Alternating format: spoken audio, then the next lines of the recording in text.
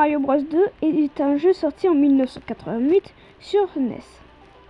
Le jeu est plus différent que Super Mario Bros sorti quelques années avant. Le jeu est directement repris de Doki Doki Panic sorti que sur la Famicom. Sinon, il devait être Super Mario Bros The Lost Level, mais jugé trop dur, il est resté au Japon. Il est plus différent que les autres, par exemple, on peut contrôler 4 personnages. Mario qui est un peu le personnage basique, Luigi qui glisse mais saute plus haut, Toad qui va plus vite, Peach qui est lente mais qui peut planer. Il rajoute des nouveaux ennemis comme les plus connus, Mascas, Bonbon ou Sniffit.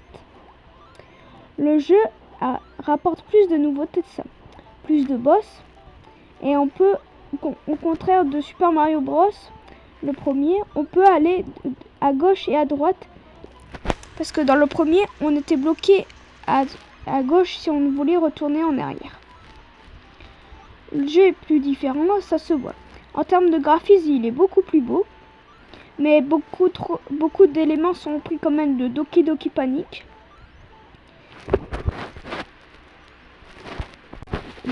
Certains niveaux, au lieu de monter ou aller à droite ou à gauche, sont directement à l'envers, on va dire. Il faut descendre et pas autre chose. Plus différent, ça me fait rappeler un niveau dans Super Mario Bros 3, on devait aller à gauche. C'est l'un des Mario les moins connus. Et oui, il n'a fait pas grand bruit quand il est sorti, quand même. Même si c'est la deuxième licence Mario, il a fait quelques millions de ventes, mais pas plus.